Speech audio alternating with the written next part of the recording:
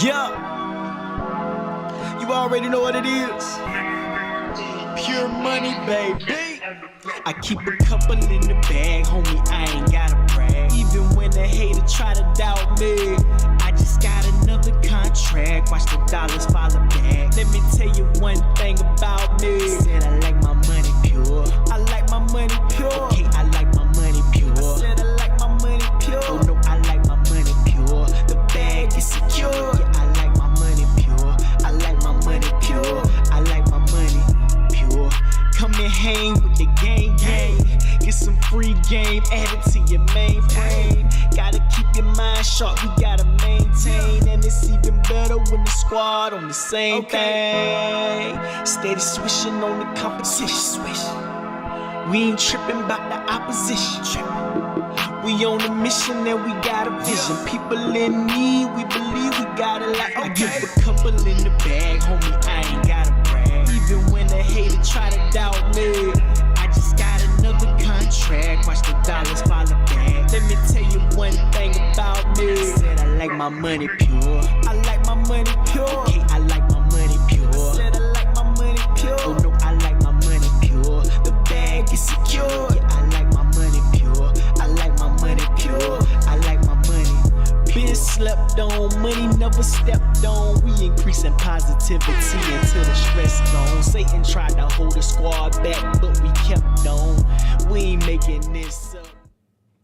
What's happening, good people? Let me move this up out of the way so y'all can see me. What's going on with y'all? I hope that everybody is having a blessed and amazing week here. If it's your first time hanging out with me, I appreciate you guys. Today we're going to be going over some Q&A questions that I've gotten over the time, and I'm going to be answering them, as well as you are able to put in your questions here in the live chat, as well as if you're watching on replay. I'll try to get to them if you ask some questions on replay in the comment.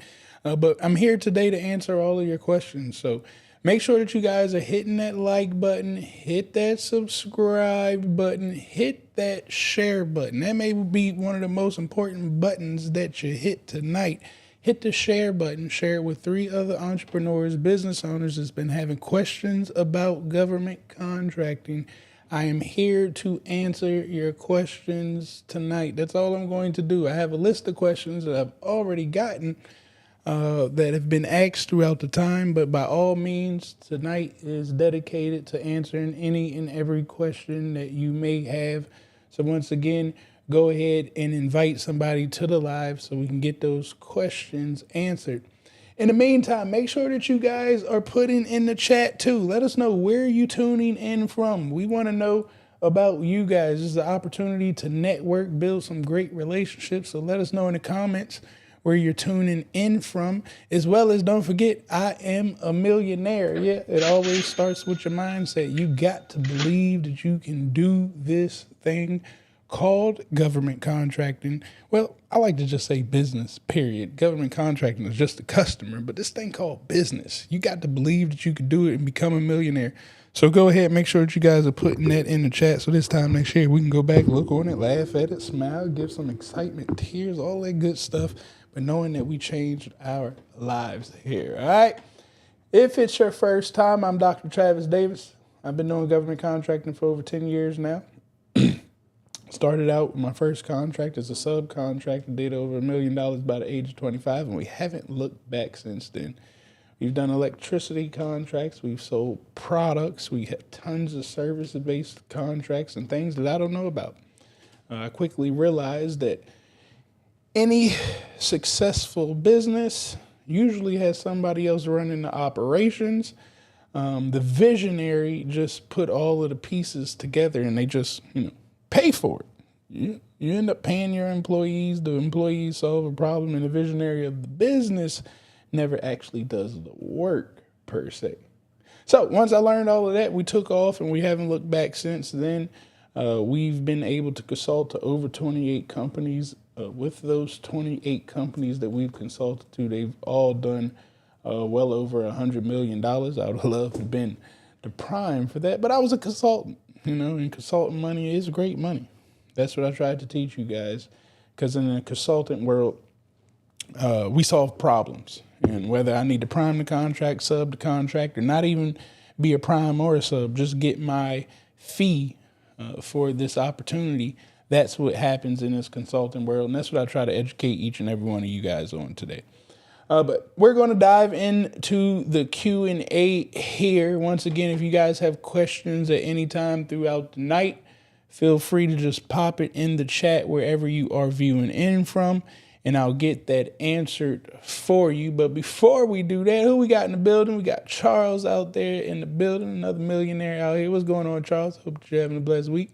My guy Nadir, I appreciate you this week, man. You've been holding the house down over there in the clubhouse world. Been hearing great reviews about your morning calls, man. Truly do appreciate you. I'm Everything Max, I believe. Maybe your first time here, man. Shout out Steve Max. I hope it is. I always like new people. If it is, make sure you hit that subscribe button. You may have already been subscribed to us, so we do appreciate it. But I'm glad that you were able to make it on this live. My guy Timothy, once again, man. TTG in the building. Had a great time with you guys this past weekend out there in Dallas. Everything Max is out in Albany, New York. What's happening? I heard you mention we should have a generic business name. Mine is logistics. Should I create a DBA? Yes. Unless you're going to be just looking at logistics contracts, right? You're just going to look at logistics contracts. So that's going to be your lane. Then you don't need to. But if you want to spread your wings a little bit deeper, I don't like that logistics being in the name. You could absolutely do a DBA instead of starting a whole new business. So if you guys don't know what a DBA, that's doing business as. So you won't have to file all of that extra paperwork per se, and have a whole new company that needs a whole new EIN number, which is going to create new fees. Especially if you need like accounting and things like that, because that's going to create more transactions for another business. And, just do a DBA, save yourself tons of money, tons of time. And if need be, once we're generating that revenue and things are flowing, if we need to separate the two, we can. And we're going to get to a point anyways. I just don't teach this level yet of business and thinking because most of us aren't at that price point yet.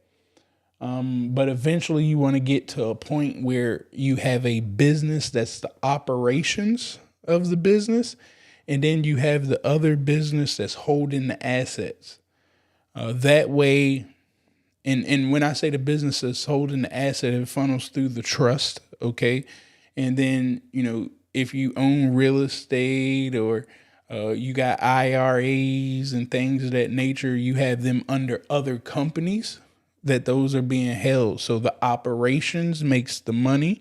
Once it makes the money, it gives it out into these other operations. So into these other businesses. So it no longer has that money on the books in case something happens, right?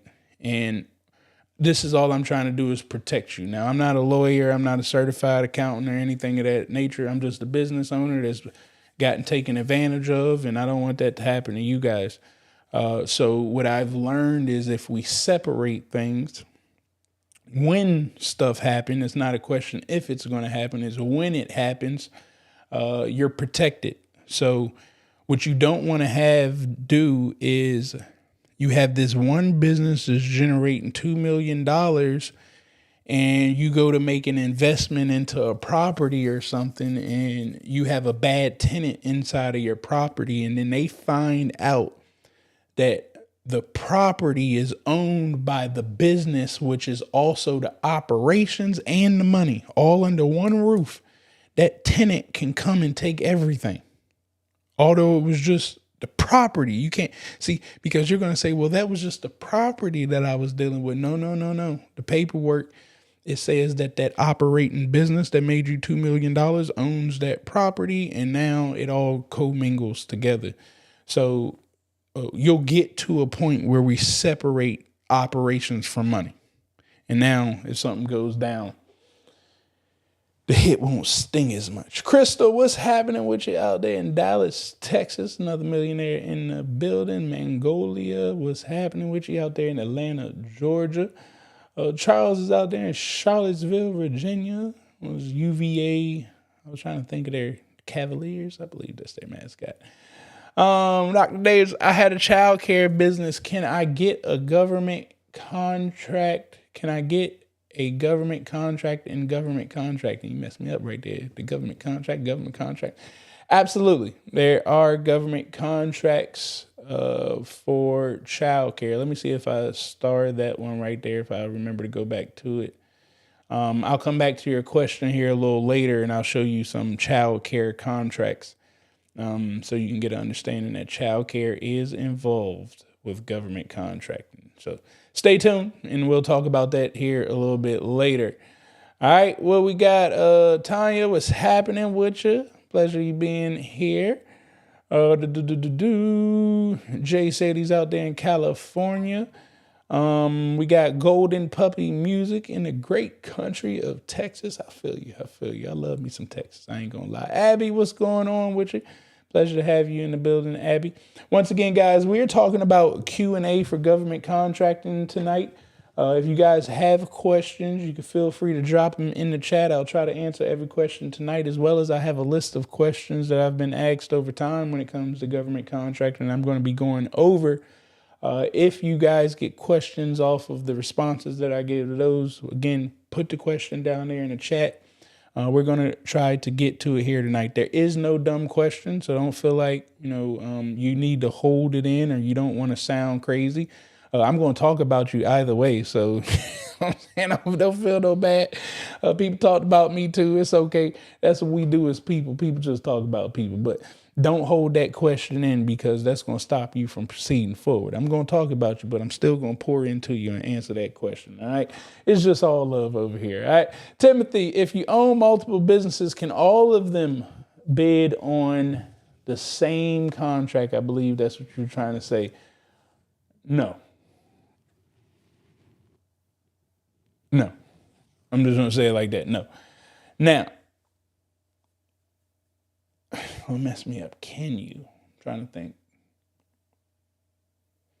I don't like to say can something be done, because it could be possible. Can you bid? I don't think you can bid. No, I don't think you can bid on the same contract and be the prime on everyone, because then it would be pointless, right? It's the same person technically bidding on all the contracts. So if I seen that as a contract officer, I smell trouble. Now, the reason that I was hesitant is because we do this. Okay. This is part of the strategy when we consult to our businesses. The beauty about us consulting and having a community like we have now, there's games that we can play, right? It's a strategy. So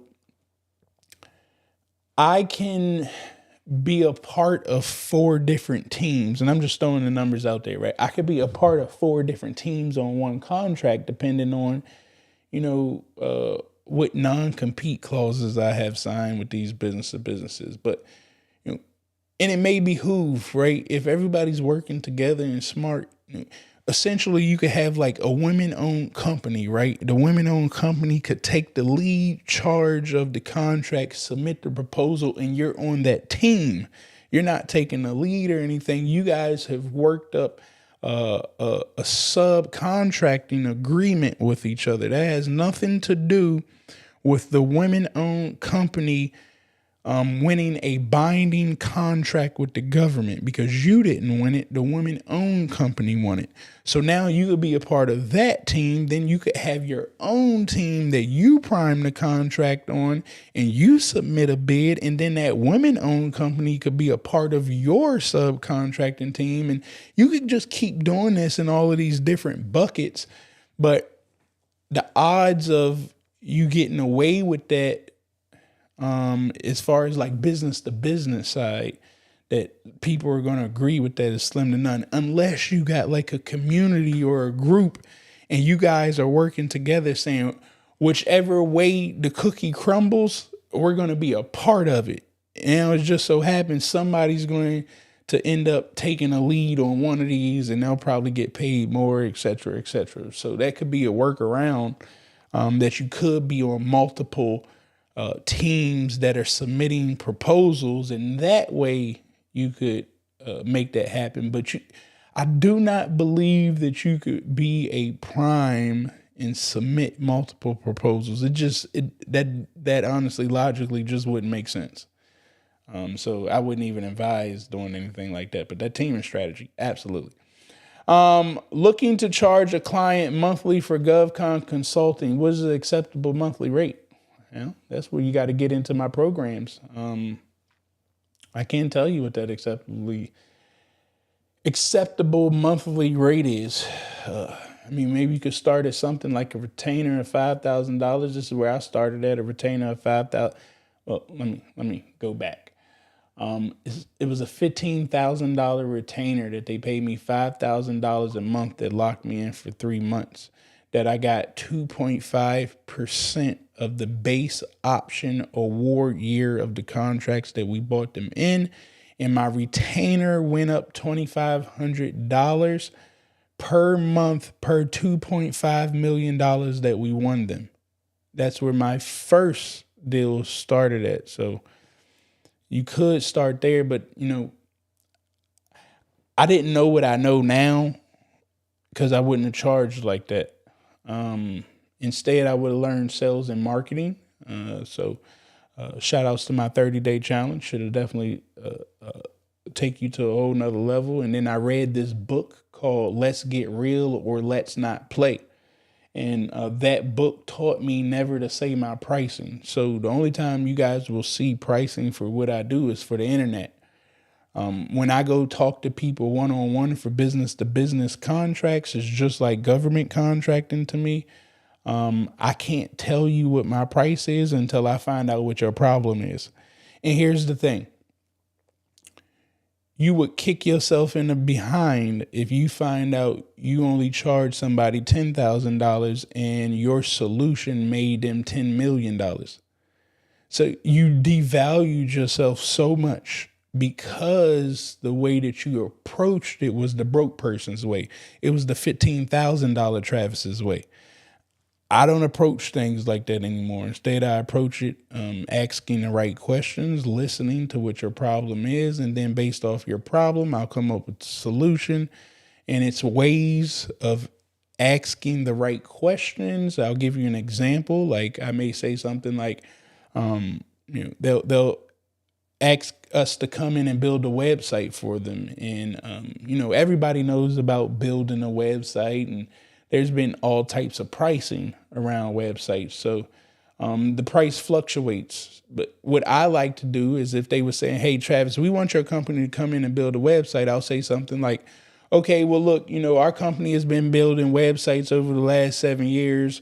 We've been building websites for business to business and business to consumers that have been down these number of industries. But before I go any further, would you mind explaining to me, when you say building a website, what exactly would that entail to you when it comes to us building a website for you? So now I force them to give me all the parameters that they see of building a website. It may be only 2 web pages, right?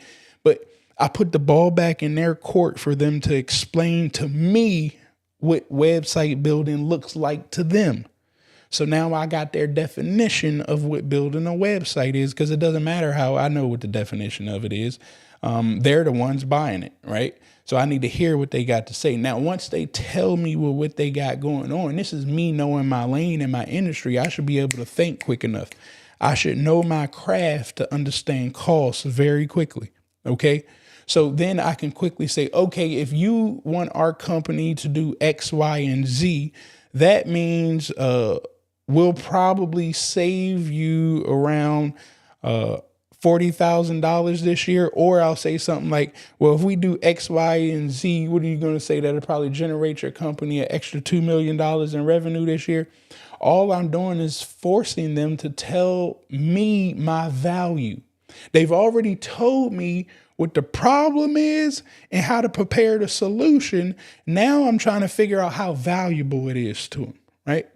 So all of a sudden I force them to say, okay, well, Travis, $2 million, you're not going to make us $2 million. With that, we're looking at making an extra $695,000 this year. Great. Travis, $2 million, $2 million is on the money. That's exactly how much we're expecting to make. Or Travis, $2 million, heck no, we're looking to make $10 million. Well, whatever the answer is, I now know how much I'm going to charge them. You know, if our solution is going to make them $2 million, I'm not charging them $20,000. You know, I'm probably looking at $200,000. Now I can come up with what $200,000 looks like. It's going to be way more than just a website for $200,000, right? We're going to make maintenance and all that. Like, I'm going to come up with a plan. What I'm really trying to tell you is that the value goes way bigger than $5,000. I won't know what the exact price is without sitting somebody down. But that's why people pay me the big bucks. They pay me the big bucks to come in and do this gift of gab that I got right here. I know how to talk to the dollars. You know what I'm saying? I can talk out the dollars, baby. And that's what we do. All right. If a prime contractor and I sub the work, if I'm the prime contractor and I sub the work out, but still provide value to the contract, like project management, work, send invoices, etc., would that be fine? Yes. I don't want to go any deeper into it, but yes, 9 times out of 10, that's fine.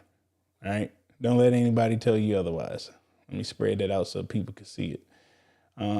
For the most part, the answer is going to be yes. Perfectly fine. All right.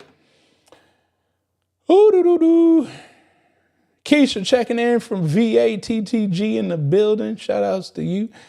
Said wet windows. I like my money pure.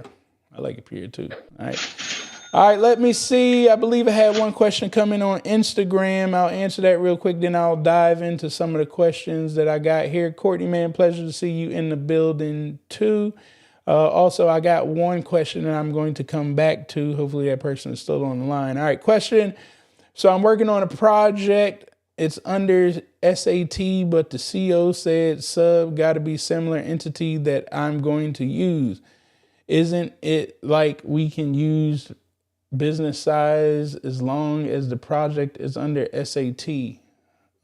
I don't quite remember what SAT is, but it sounds as if though they're saying something as if like, you know, you got awarded the contract, and SAT could be the same thing, but like if they're awarding a contract for a women-owned business and you're the prime as a women-owned business, they're telling you that your subcontractor must too be a women-owned business.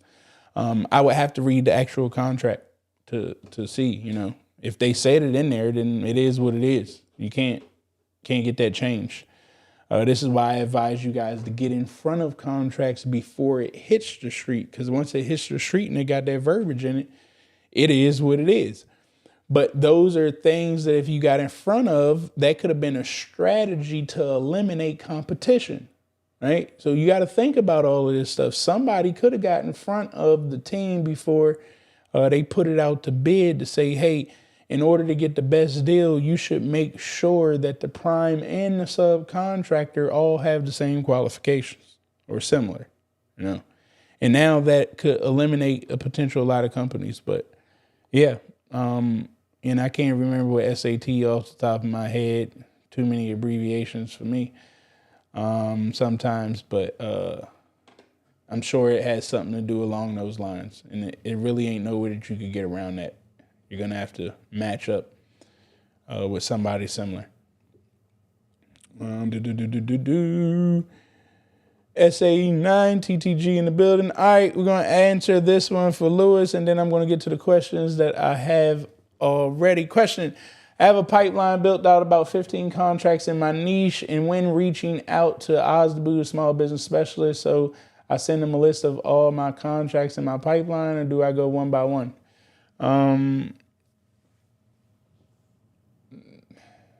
I wouldn't think that. Oh, okay. The OSDBU small business specialist. Okay, I was thinking something else. Yeah, you can send them all the contracts. Now, I would send them all the contracts if they're all in the same lane. No, I don't want to send them contracts about. I got 15 contracts and, you know, half of them are in different directions. I don't want to do that because then I'm going to look like a jack of all trades to that person, and they probably won't believe that I'm serious. So they may be hesitant and put me in front of other people. So, I'm just trying to advise you guys to think like people, right? Put yourself on the other side. I want everybody to do this, as you're thinking about actions, whether it's the right action to take or not. I want you to start putting yourself in the other seat. If you were sitting on the other side and somebody reached out to you, and you're the contract officer, or you're the small business specialist that has the relationships to all of these agencies that are looking to you to provide quality businesses to them. Quality. You have somebody reach out to you that you've never heard before. You've never seen before a day in your life. You don't know them from Adam and Eve. They reach out to you with 15 different opportunities that 7 to 8 of them are different lanes, and they ain't no cheap contracts either. Would that person scare you if your job is on the line? And if you tell me no, you're lying to yourself. You know what I'm saying? And that's something that you got to handle. And that's probably why you can't move forward fast enough, because you keep lying to yourself in the mirror. In the business world, you scare me. So what I would advise to do is home it in. What are going to be the contracts that you see your strongest chance of winning, and send all of those to them so you stay in your lane. Or, what customer, if it's one customer that has all of the opportunities, maybe I'll focus on the 1 or 2 customers that got majority of the 15, and I only want to talk about those 1 or 2 customers, which would be the agency that's actually spending the money, or the department under the agency that's actually spending the money. I only want to talk to those 2 departments, right? So now we can home in and focus on those 2, because if I help those 2 departments, well, they're going to tell their friends. It's going to spill over. But chances are if you're a one-man shop too, you're not going to be able to you're not going to be able to retain all the information of all 15 contracts if they were to sit down and tell you all 15 right here. So no, I wouldn't do that method. Maybe find the top 3, 4, focus in on in, and it'll get you further that way. It'll get you further faster. All right. I see some more questions. Before I get into the rest of y'all questions, don't forget, make sure that you guys are hitting that like button, hit that subscribe button, hit that share button, guys. I'm here all night tonight. Well, not all night tonight. I lied. Let me take that back. I'm here tonight on a Q&A style to answer your questions. You can feel free to drop your questions in the chat. I'll get to them. I have a list of questions that I've gotten asked over time as well that I'm going to try to go over some of those, bounce back between these questions and y'all questions. It's all Q&A, all government contracting. No question is a dumb question, I don't think. And yes, I'm still going to talk about you. You know what I'm saying? I'm still going to have jokes or whatnot about you. So it don't matter. Just pop the question in there, accept the joke, Don't have a soft skin, and we're going to keep making it happen. All right. Let me see. Let me go here to my questions that we had. All right. So a question that I said, how do I bid on government contracts? Now, guys, this is going to be key here. It's going to be crucial. In order to bid on a government contract, is only one way to make this happen. Now, I'm also going to say, because you said bid on a government contract, I'm going to assume that we're talking about RFPs, where you must write a proposal. It has to go in and get evaluated with your technical approach and pricing and all of that stuff. So I'm thinking you're talking about that, opposed to a request for quote. To me, that ain't really bidding. That's marking your price up to the product and you submit it in, but some can see it as bidding. I don't know, but I don't look at quotes as bidding. A quote just is what it is. Submit the quote and pray. Outside of that, but for the RFP, we got to be a little more technical in our approach. We got to make sure that we're responding exactly how the RFP told us to respond. If you deviate from what the RFP told you to do, it's a guaranteed fact you won't win that contract. So if the RFP told you had 16-point font and only 30 pages, you can't have 31 pages and 18-point font. If it told you to have a cover letter and you didn't put a cover letter on it, they're not even going to read the rest of it. They seen what no cover letter on it. They're going to throw it in the trash. You could have wrote the best proposal since sliced bread. But if you didn't follow the exact directions that they tell you in the RFP, it's a guaranteed fact that you lose. So in order to do that correctly, I'll show you here. Let me see him on the right screen. Where this taking me? All right. So like this is in SB Money Flow. You got to have some type of processes and operations in order to make sure you know what you're doing. So what I like to utilize is our GovCon CRM. And essentially you could put all of your contract opportunities right here. And, I would pay a VA or something to go inside of our government marketplace, find the contracts, put them on here. I would review them, right? Once I make a decision and review, if we're going to go after it, I would put it in progress. If we're not going to go after it, I would move it over here to won't respond. As we go in progress, it's eventually going to get to submitted. Once it's submitted, then I'm looking for if we won or not. If we won, I'll have all of that built out. Now, mind you, this is not the right one. All right, here's what it'll look like. All right, so I'll know exactly where we are for each opportunity. So once we do go ahead and submit the bid, if we do win, I'll have it in the win column. If we lose, I'll have it in the loss column, and I'll be able to take notes.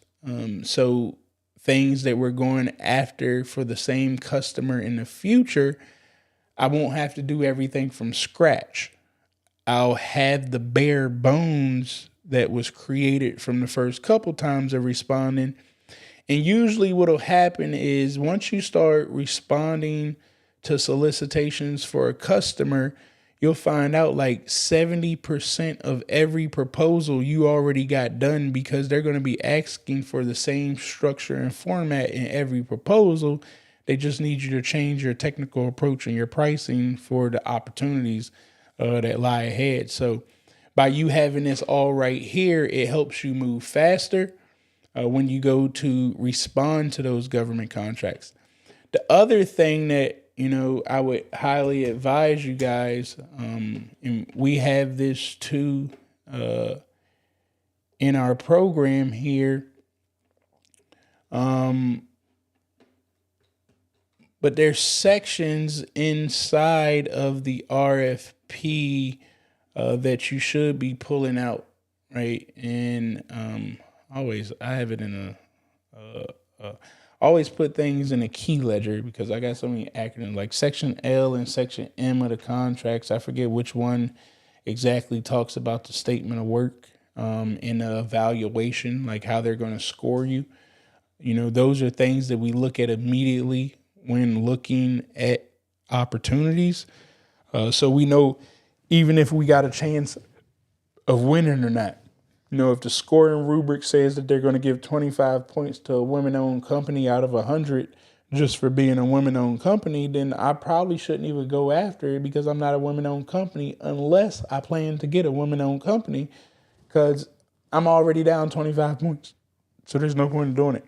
But back here, where's it at? This section right here will help you out competitively responding to a source's sought when looking at those sources soughts. But there's also another one here in our live training. Let me find it. That we talked just about proposal right. Yeah, Here we go. How to write a customer-focused proposal that wins. If you watch this section right here, we actually break down all of the different sections of the proposal. So we talk about the evaluation factor right here and the scoring, like I just told you. So we got the videos back here.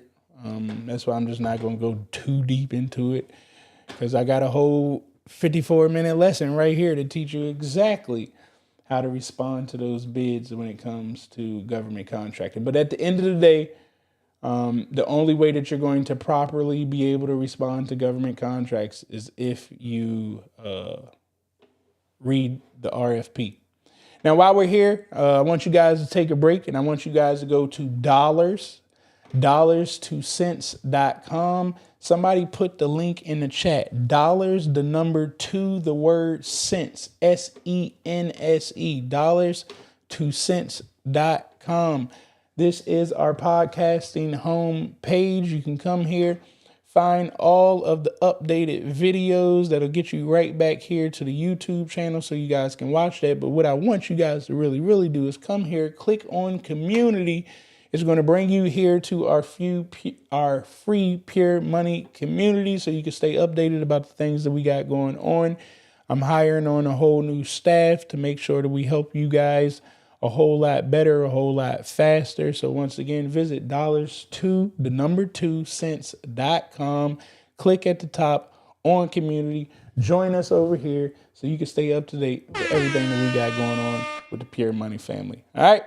Now let's get back to the show. Make sure you guys are hitting that like, share, and subscribe button. Don't forget, tell 3 other entrepreneurs right now what we got going on for this Q&A segment of government contracting. All right, I'm going to do one more question that I have here, and then I'm going to jump back to the chat and answer any questions that I see over there. Once again, drop your questions in the chat if you do have them. How long does it take to award a government contract? Now, that is another great question. Every contract could possibly be different, but usually it's going to be awarded within the 30 days of submission. But pay attention. If it's a new contract, could get a little bit different. If it's an old contract that's coming up for recompete, if the old contract was up in March 30th, a new contract got to come in place on April 1st. Or I don't know if it's 31 days in March or whatever, but you get to just there has to be a new contract in place. So the only thing that can happen is they can extend the previous contract for another 30 days or something until they figure out awarding the next contract. But for the most part, those old contracts are going to be awarded before the ending date of the previous contract. Now, again, new contracts that have never, ever had money spent on it before could be a different story. As long as it's been funded, though, it's going to get awarded in a timely manner. Unless there's protest or something of that nature, that could delay things, right? Products, if it's a credit card spend, you could get your money. If it gets delivered in 3 days, you could get your money on day 3. Some agencies are very good with spending with small businesses, and they understand that the small businesses need the money. So sometimes the government, Obama, he created I always mix up law and bill I forget the exact name, but it forced the government to pay small businesses faster within a 30-day window. But most government agencies that are extremely friendly with small businesses, they're trying to get you paid as fast as they can, right? If you submit an invoice, they're going to pay you in 30 days. The Army could be a little bit longer because of the whole WAIF system and the different people that got to sign off on it. But even then, theirs is 30. They had the Prompt Pay Act. I'm glad somebody said that. So you guys could go research the Prompt Pay Act. And that's a law that they put in to make sure that the small businesses are getting paid on time. And the beauty about the government too, like, again, this is law. So once it goes in, you're invoicing. That's why it's very important that you're invoicing correctly. If you submitted invoicing correctly, how it said in that 30-day clock start counting, like if they pay you in 45 days, they got to pay you interest on that, right? Because they didn't pay you when they were supposed to. So even if they do go over, that's interest. Now, again, I'm telling you that as a prime contractor, if you are a subcontractor, none of these rules apply to you.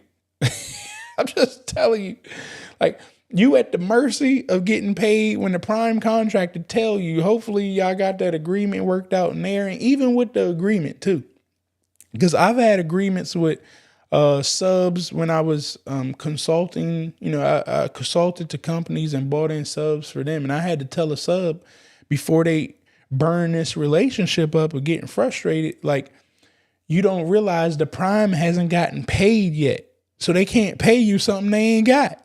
So just calm down for a second. Everybody's going to get paid. And usually in the beginning of a new contract, that's usually going to be the slowest time of payment. Everybody's learning everybody. You're learning how the government operates and how they accept invoicing. You're learning yourself of how you invoice and move. So in the beginning, things are a little slower, but I would say after like the third invoice in payment, things will just start flowing because it's all getting wired and it just runs smoother. But do not worry. Definitely as a prime contractor, the government is going to pay you unless you're on that local level. That local level government, they can run out of money. You got mayors over there. Shout outs to the Pocket Watcher talking about the mayor who's robbing everybody. Like, the mayor could spend all the money in the town for your local government contract, and you just ain't got no money. We don't have to worry about them problems on the federal side. I'm just telling you that so you can keep in your mind when dealing with your local and county government. Now, they could run out of money. Just FYI. But all right. Let me see. Let me get back to the chat. Let's see where our next set of questions are for the chat. Yeah. All right. Can you explain GovCon consulting side? Let me see. How can I explain it? Well, first of all, you need to get into my 30-day challenge. Shout outs to everybody in the 30-day challenge right now. I know it's definitely difficult, but it teaches you sales and marketing. To me, to be the best consultant, I know we got that word GovCon in front of it, but to be the best consultant, you just need to master your skills of sales and marketing.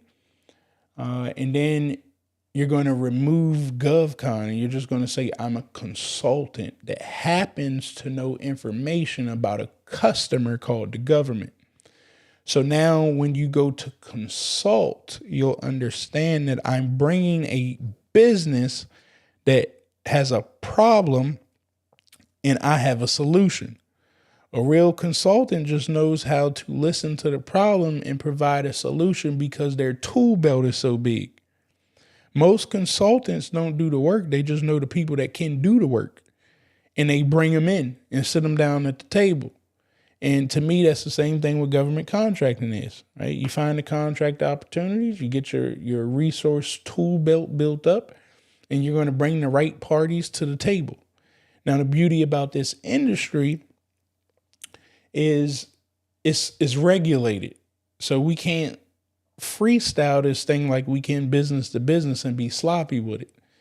Instead, we have to read the opportunities and understand the rules and regulations to obtain the contract. And as a consultant for a government, it's how do I need to approach it to get a win? If it's smart for me to be a prime, then I'm going to prime the contract and get my subcontractors all in place. That's still a consultant. If it's smart for me to sub to a prime, as a consultant, I'm going to go find a prime contractor out there who can perform, and then I'm going to get on their team and sub to them. As a consultant, like me, Honestly, I tell you guys all the time, I do not like priming contracts because I don't like the responsibility. I don't want to take the lead charge. I don't want my name on the side of the building. I don't care if nobody believes that I make money or do anything. I could care less. That's not what I like to do. I like to be a true consultant. A true consultant, I play in the background. Instead, I put contracts on everybody else, and I have retainers in place. And my contracts say things like per $2.5 million that we bring in, my retainer goes up $2,500, right? So now I'm strictly building up my tool belt, and I'm just literally like, oh, all right, well, today I'm supposed to meet with Q-Tech for the 5 opportunities that I was looking at with Q-Tech. I need to call my 3 friends over in Chicago, one in Florida, the other in Texas. I'm going to call them, get them on the phone, coordinate the meetings, make sure all of the key stakeholders and decision makers are sitting at a table so we can get the decision made right now, and they can submit the bid. They can submit the bid so we can win. And just like that, they got to stay up all night typing that proposal. They got to figure it all out. I just want my little small fee and I can move on to the next deal. When done correctly, you can have 28 deals like myself, all operating at one time. And the beauty too is, as a consultant on the outside with all 28 of these businesses, they can all work together under your same portfolio. They under your tool belt. They all looking for your guidance. So that's the beauty about a consultant. I mean, I could get deeper, but that's the gist of it.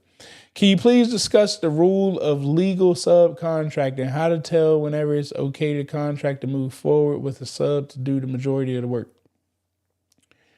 I think we're beating ourselves up about this. You got some people on the internet who telling you ain't got to read and you ain't got to do nothing. And then you got another set of individuals who are telling you subcontracting is illegal or middlemaning is illegal and you got to do things and blah, blah, blah. Listen to me. Let's just be smart here, right? If you're selling products, there's absolutely nothing you could do, right? So yes, you're a middleman to products. You're not going to be doing anything but invoicing. The other companies, 9 times out of 10, going to handle everything else. Now, you do need to read it to make sure that you don't got to provide technical support or help desk, anything in that nature like I didn't do. But for products, for the most time, you're just going to be a middleman and you're not going to do anything. So that's fine. But then there's the service-based side. So that's hard for me to say, too, because you can go win a snowplow contract and you ain't got no plows, no trucks, or none of that. You don't need it, nor are you ever going to do it. But that don't mean that you can't win the snowplowing contract. It's impossible for you to get out there and do the work and it only needs 2 trucks and the subcontractor got both the trucks. So to say, that you're going to be doing a certain amount of that plowing would just be insane. But that don't mean that you can't manage a project. That don't mean you can't invoice the stuff in. So that's the part that we plan. I also like to say something like this. Just look at the money. If you're giving, you win a contract for $100,000 and you're giving out $90,000 of it to somebody else, then you're not doing absolutely anything. You're being a pass-through. They're passing $90,000 through you and you're getting a fee, like a pass-through fee of $10,000. That's not building a business, right? Now, again, that snow plowing type thing, that type of situation, you could probably pass that through because you're not really building. Ain't no snow plowing business going to get built to sustain you. Like snow plowing, unless you're in Alaska or something that they're snow plowing all the time, like snow plowing is a seasonal thing. So it's cool. But when it comes to like service, like a help desk, or a cybersecurity project or something like that, you can't go win no $5 million cybersecurity project and only like the 5 million comes through your business. But you guys got to remember, like taxes and stuff got to get turned in, right? Like you got to resubmit every year inside of sam.gov and get recertified. If you got a women-owned certification or something like that. Like, you got to show your taxes and your profit loss statements every year to keep getting those certifications. I don't know about women-owned. I just know about 8A. We got to recertify, right? So they're going to look at all of this. And if your books say that you had $5 million that came in and $4.8 million went out for that project, well, that is a pass-through. But if the books say $5 million came in and $2.4 million went out to this project and another $2.5 million stayed right here, well, chances are that sounds like you're working the project. And there's tricks and maneuvers that we could do. I've talked about it in other videos of, getting people on your staff or whatnot. But, this is why you get mentored. This is why you get a professional, man. You listen to fools keep telling you and scaring you that everything is illegal, then they're going to keep you on the sideline, quote unquote, being illegal. Oh, man. I enjoyed you this weekend. I enjoyed y'all this weekend, man. I'm trying to tell you, I had a hell of a time out there with TTG out there in Dallas, man. We got some more things that's happening here soon. All right. Let me see. Will your 30-day challenge help me get to where I need to go? How can I get under the wing for the baby steps? I don't know. I don't know if it'll help get you to where you need to go. I don't know where you need to go. My challenge helps you with sales and marketing, no matter what you're doing, sales and simplify acquisition threshold, SAT. Yes. All right. See, look, I don't be reading it like that. I use it if you would have said SAP, I would have known that. We say SAP, simplified acquisition process. But this is what I'm telling you, man. The government be coming up with all these acronyms, man. I can't keep up with them all. But our 30-day challenge is to help anybody, man. If you understand that you need customers, you need leads, you need to generate more revenue, we're teaching you how to be the best consultant in the 30-day challenge to make sure that you know how to do business with B2B, B2C, and B2G. It all starts with sales and marketing, all right? I am a millionaire and I'm going to be a billionaire. You might be a millionaire. You ain't gonna be no billionaire, man. I don't keep it funky, man. I ain't here to crush your dreams. I did this math the other day. There's only 1,000 billionaires in America. There's 330 some million people in America. There's only 1,000 billionaires. I don't even know a billionaire. Well, I know a billionaire, but I don't know a billionaire. Like, I can't walk in their house and shake their hands, but I know a ton of millionaires. I know a ton of 100+ millionaires. I can go walk in their house. I can break bread and talk with them, and they still ain't made it to $1 billion yet. So you probably don't even need $1 billion. I don't think most of us need $1 billion. So, get 1 million, get 100 million, and then we can start talking about $1 billion. But get that multi-million-dollar vision. And $1 billion to come if it's meant to be. Once you have your LLC and everything's created, how long should you wait to sign up for SAM.gov? You shouldn't. As soon as you get that tax ID number, you should be signing up to SAM.gov that date. That ain't got nothing to do with no contracts. That's just registering in the system. So we ain't playing around and we ain't waiting. We're getting our company put in that system ASAP. All right. Let's see. Back to the questions that I got here previously. All right. What does CLIN mean in the U.S. government contracts? Now, that is a hell of a question. I don't know what CLIN mean. The actual acronym. Y'all be asking some tough questions. I don't be thinking about none of this stuff, man. If the government told me it don't matter, I never looked up definitions to nothing. Now, I do know what CLIN, like what we use CLINS for. I wanted the meaning. What's the definition of CLIN? Like that thing say clean. Definition of CLIN.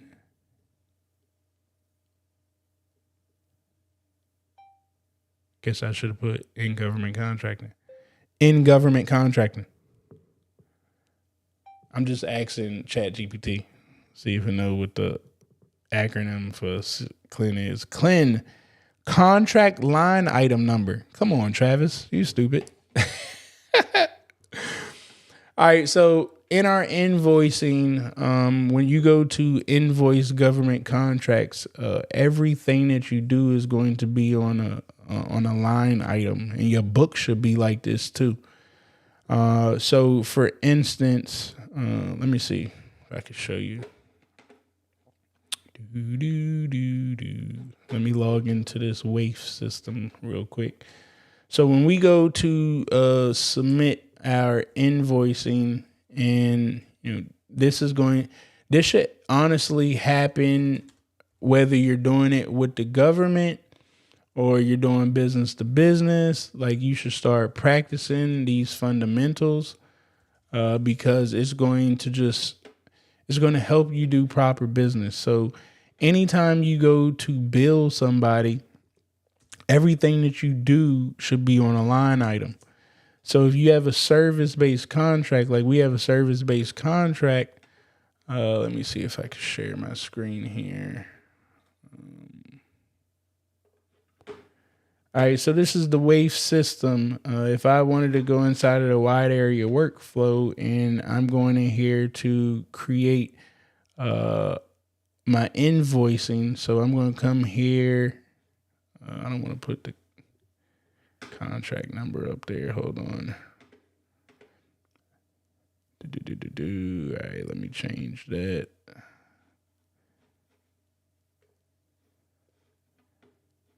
All right, so let me show you here. All right, so when I go to submit the invoicing, each one of these is a CLIN. So 001, 002, 003, 004, 005, 006, 007, 008. And then it goes 1001, 1002. All right, the first number right here is the year of the contract. So the 0 is the first option year. So this is the very first year of the contract will be 001. The second year of the contract will start 1.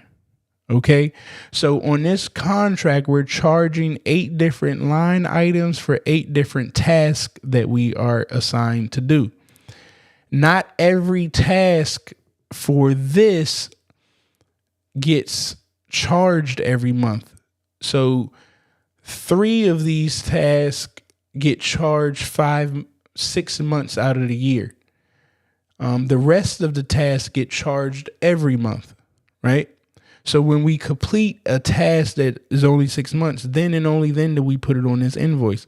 And as you can see down here at the end, 4008, that's the 5th year of the contract. And this is when that is going to die out. So that means right now we're on option year 2. So all of our CLINs, we're no longer using 00. We've now switched over to CLIN line item 1002, 1001, etc., etc.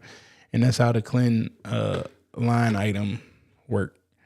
But that's funny. I didn't know. I guess if I just would have said it out loud, I could have figured out the abbreviations. Hopefully that answered what does CLIN mean. All right, let's get back to the chat. Let me see what questions that you guys put a fire emoji in the chat if this is helping you guys out with understanding a little bit more about government contracting. Also, make sure that you guys are hitting that like button, hit that subscribe button. If you really, really believe that this is valuable, share this out with 3 other entrepreneurs right now. They can learn about this thing called government contracting as well. If you got any questions, make sure you put them in the chat, and I will try to answer those questions for the night ends. We're probably going to get out of here around 9:15 or 10:15 since I did start a little bit late. I believe Unc is coming on at 10 o'clock. Matter of fact, let me check right now. You know what I'm saying? Unc coming on. If Nightcap coming on at 10 o'clock, I love y'all to death, but I got to get my entertainment in. Nightcap my entertainment. But they usually don't start on time, so, we can give it a little bit of time. But let me see if there's Nightcap coming on at 10 o'clock. About 10 o'clock, y'all. Look, say Nightcap scheduled for 10 o'clock. You know what I'm saying? Don't take it personal, but Nightcap is coming on at 10 o'clock. So let's get through these questions right now. All right, so where did we leave off at here? Once you started. You all need to like and share. That's what I'm talking about, man. Hit that like button, hit that share button. That's all the brother asks for. You know what I'm saying?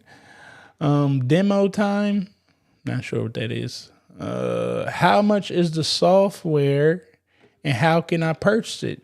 Code, you can go to sbmoneyflow.com.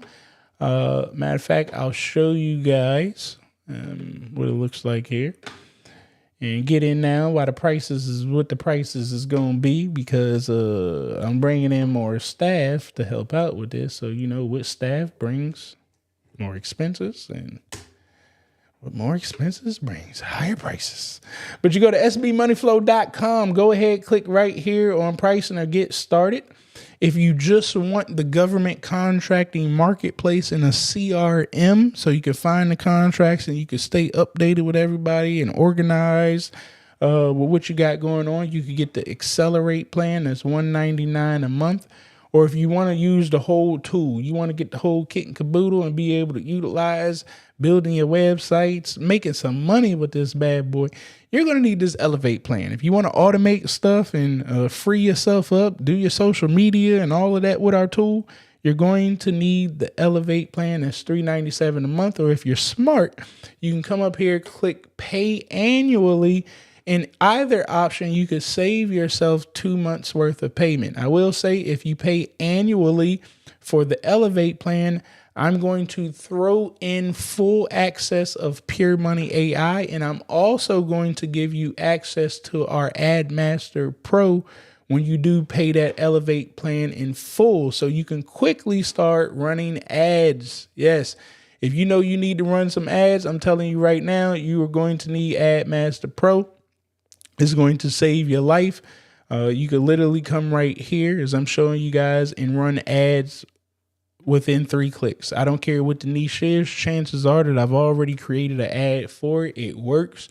Whether you're in childcare, you're in restaurant, you're doing yoga, all of my electrical people out there, it don't matter. You come right here, you click on local services. You can see that we got childcare right there that we've already developed the ad for. Let's see, what else do we got right here?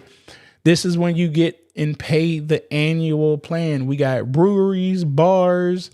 All you do is find your niche, click on it. You'll see the ad that we've already created. You can run that ad from right there. You go ahead, click select, say how much you want to spend on it, put the link to your funnel, website, form, or whatever, and boom, launch the campaign and it's up and running.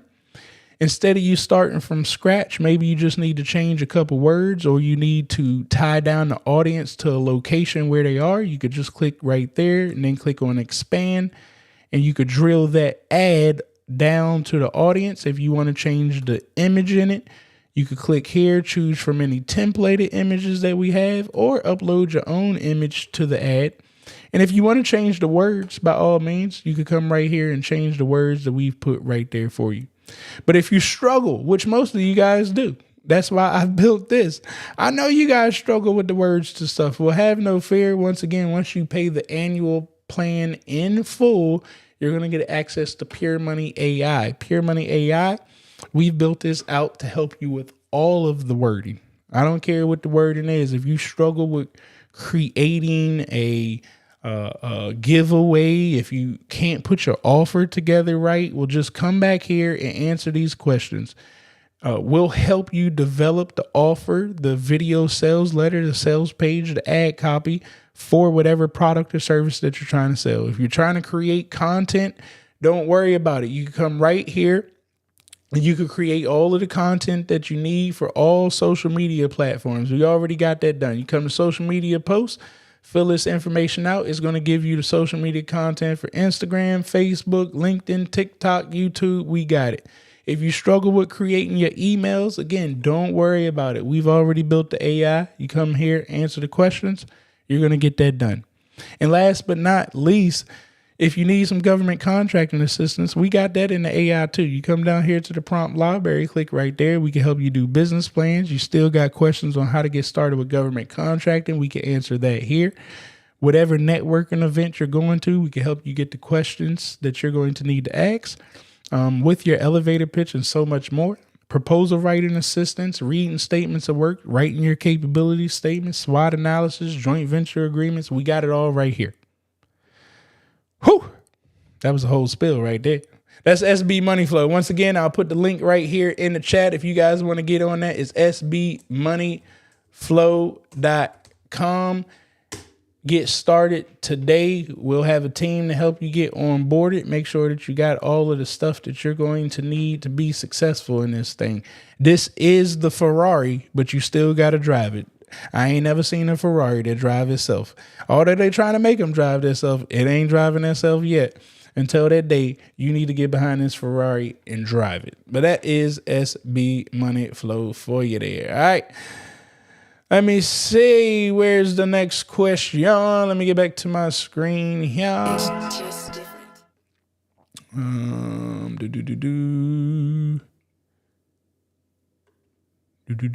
Could you explain the difference between? Okay. Can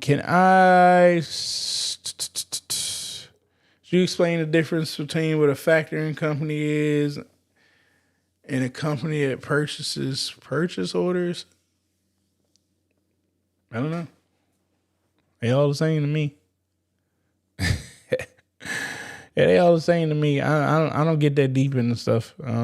It's just ways of people loaning you money. It's, and I say it like this because a lot of times we beat ourselves up with all of these different names on industries, right? A factoring company, they just got different terms of how they loan money out.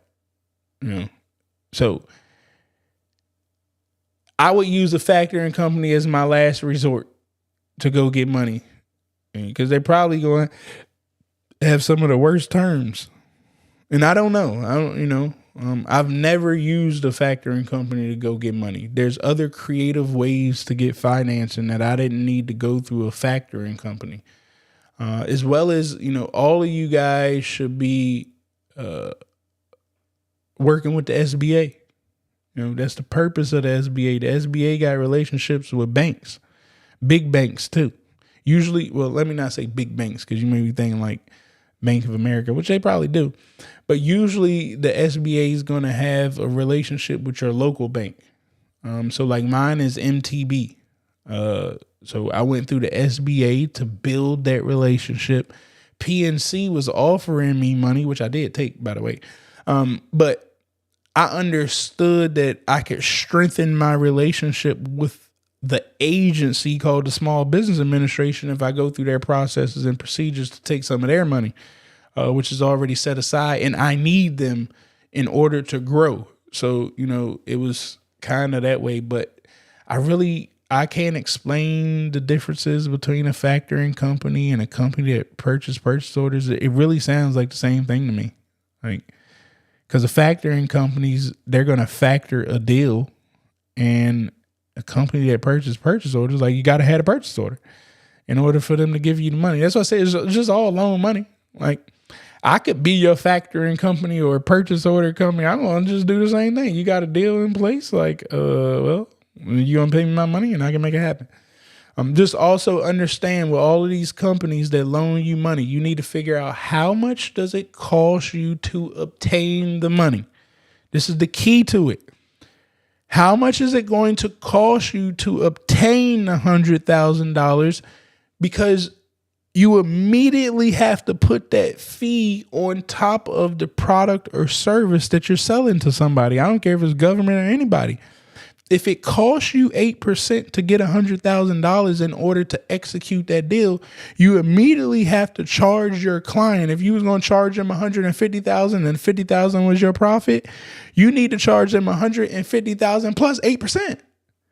Because the 8% can't come out of your profit, or else your doors are going to get shut. Every time you do a deal, 8% is coming out that you're not factoring in to the cost. All expenses of doing business is always supposed to go back to the customer. Every expense to keep your doors open has to go back to the customer, or else your doors will get shut. So I hear the factoring companies and stuff like that, but to me, it's just a business that's going to loan you some money. Correct me if I'm wrong, but almost every solicitation has its own invoice. I'm trying to think of how you're saying it, but yeah, I guess. Yeah. Every solicitation will tell you exactly what they require or how to invoice them, what system it's going to be in, the time that it got to be submitted, who it got to be submitted to. It tells you everything to the T about submitting the invoice. Once again, if you stay in your lane and you learn how that customer does invoicing, it's not going to change. This is going to be how the customer does business going forward. So you now learn how that customer operates. And that part won't change. And that's why I was a little iffy, because, I mean, once you learn how a customer does invoice, and then are you supposed to read every solicitation and get it? Yes. But, CMS is going to invoice how CMS invoice, right? Questions for contracts about to expire. What time frame would you typically reach out to OSBU or small business specialists? Does it depend on the size of the contract? Yeah, it will always depend on the size, but, I'm always looking a year out. I mean, that's just our strategy. We do things a year out. When you're if I'm talking to these people, one, I'm not talking to them about a couple $1,000s. I'm not talking to them about $100,000 either. Like, I can fall into $100,000 opportunity. You got a customer that got $3.54+ trillion. You can trip up and fall into a $250,000 opportunity, hell, $500,000 opportunity. You can accidentally get that with this customer, right? So I'm not wasting my resources on things that can happen by accident. Instead, I'm utilizing my resources for strategies that I know can only get accomplished through strategy. So these are bigger ticket items. Bigger ticket items, they just need time. That's all you need. You just need time to shake the hands and kiss the right babies. So with that, I'm always looking a year out. And in the process of me looking at these bigger opportunities for a year out, I told you I will trip over $250,000 opportunities, $500,000. It'll just fall because I'm in the right place at the right time. Some would call it by accident, but that was the strategy. I was learning the customer that had the $10 million for me, and I was so dedicated and focused to learning everything I could about them because they got my $10 million that I tripped over a $250,000 deal. And that's the best answer that I could give to that, right? All right, let me get back to my questions here. Once again, if you guys are enjoying this, put a fire emoji down there in the chat. Make sure that you guys are hitting that like button, hit that subscribe button, hit that share button. We are here each and every week talking about the money, baby. We are talking about the money. We're talking about government contracting, business, and most importantly, our tool, SB Money Flow. Tuesday through Thursday at 8:30 p.m. Eastern. We are right here on YouTube, as well as we're trying to stream to all the other platforms. But if you ever want to watch the replays of what we do, my YouTube channel is full of value. Also, don't forget, visit $2 dollars, the number 2, the word cents, SENSE.com. Join our community. It's completely for free, and we're going to have tons of information coming in there for you guys soon. So don't miss out on that. All right, let me get back here to the Q&A. How many small businesses out there need help with government contracting? I'm going to assume that this individual was looking to consult in government contracting. So you may have had a thought, well, what are the odds that I could actually do some of this? Well, let's take a look. The beauty about SB Money Flow, guys, is we've actually helped you guys out with this thing here. So if we come down here to our GovCon marketplace, you don't really need to work with all of the businesses that have got involved with government contracting, but let's go ahead and log into our GovCon marketplace. Now, my goodness, I got to fix this. Hold on, guys. Do.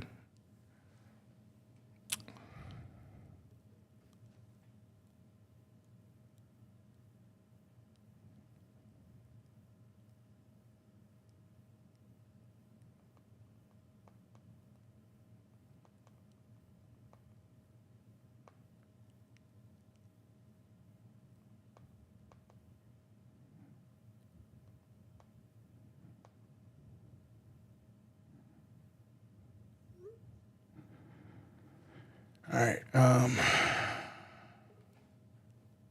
Well, of course, when I want to get in,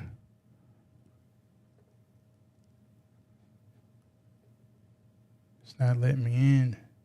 It's not letting me in.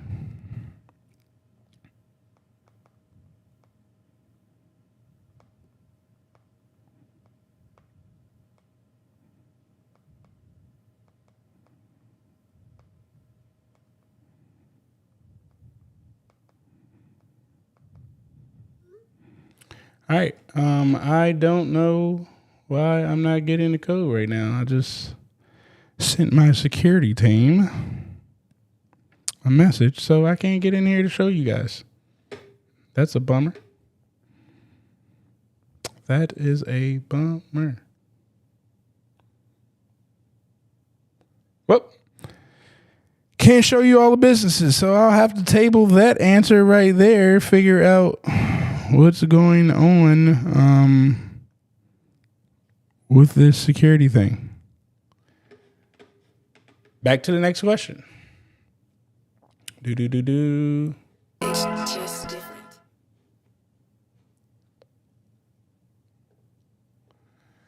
What should a company know in order to get government contracts? Read the solicitation. Read the solicitation, you'll get your government contract. Don't read the solicitation, you won't get your government contract. What are the pros and cons to starting a government contracting business? I would say the pro is, the opportunity of building wealth. You could, I look at it like athletic contracts. You got an opportunity to make yourself $15-20 million, over the course of 4 or 5 years. Could be in a year. I don't know too many other places that can do that outside of, sports. And then somebody may, luck up with the business side of it and do some great business. But for the most part, you get an opportunity to live that dream that you may have not thought that you could have ever achieved because you didn't make it in a league.